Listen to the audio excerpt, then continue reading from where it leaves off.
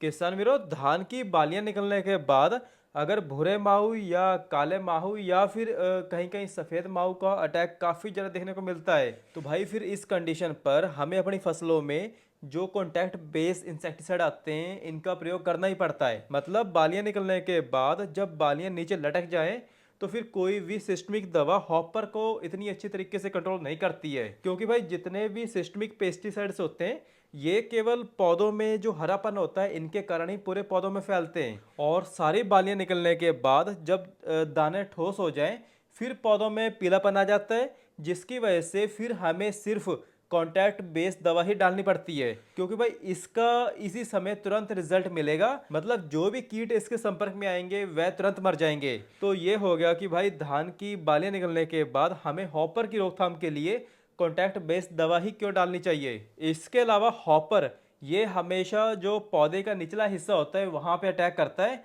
और फिर लगे हुए हॉपर पर कोई भी सिस्टमिक दवा इतनी अच्छी तरीके से काम नहीं करती है, फिर इसको कंट्रोल करना थोड़ा सा मुश्किल होता है। इसलिए फिर हमें कॉन्टैक्ट बेस्ड दवा जो बीपीएमसी आती है इसको डालना ही पड़ता है।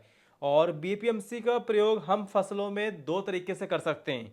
एक तो इसका स्प्रे के द्वारा छिड़काव कर सकते हैं, और दूसरा रेत में मिलाकर इसका छींटा दे सकते हैं। और इसका सबसे बेस्ट रिजल्ट तब मिलता है जब धान के एक पौधे में 10 से 15 भूरे कूदने वाले माहू दिखाई देते हैं, तो भाई रेत में मिलाकर छींटा देने से ये बीपीएमसी बीपीएच को पूरी तरीके से कंट्रोल में कर लेती है, क्योंकि भाई रेत के साथ ये दवा एकदम धान के तने तक चली जाती है, जिसके बाद ये धीरे धीरे अपनी गैस के द्वारा हॉपर पर तुरंत असर करने लगती है।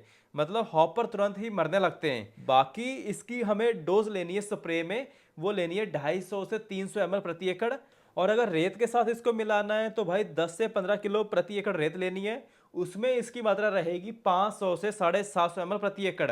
और जिन खेतों में बालियां निकलने के तुरंत बाद हॉपर का अटैक बहुत ज़्यादा दिखाई देता है, तो भाई फिर आपको क्या करना है कि बीपीएमसी को जो सिस्टमिक टेक्निकल आते हैं जैसे कि पाइमेट्रोजाइन हो गया या फिर डेनोटिफुरान के साथ मिलाकर डाल देने से बीपीएच पूरी तरीके से कंट्रोल में रहेगा। मतलब बीपीएच पूरी तरीके से साफ हो जाएगा, क्योंकि ये जो बीपीएमसी है ये कॉन्टैक्ट प्लस वेपर बेस्ड दवा है। मतलब हॉपर इसके संपर्क में आते ही तुरंत खत्म हो जाएंगे। बाकी बीपीएमसी का प्रयोग हमें हमेशा शाम के समय ठंडे टाइम पे ही करना है। और दूसरा पॉइंट ये है कि भाई बीपीएमसी का प्रयोग करने के बाद उसी खेत से तुरंत बाहर निकल जाना है, क्योंकि भाई ये दवा गैस बनाती है, तो भाई इस बात का हमें बहुत ज़्यादा ध्यान रखना होता है। और इसके अलावा बीपीएच की रोकथाम प्रिवेंटिव में कैसे करनी है, इसके बारे में जानने के लिए आप ये वीडियो जरूर देखो। धन्यवाद।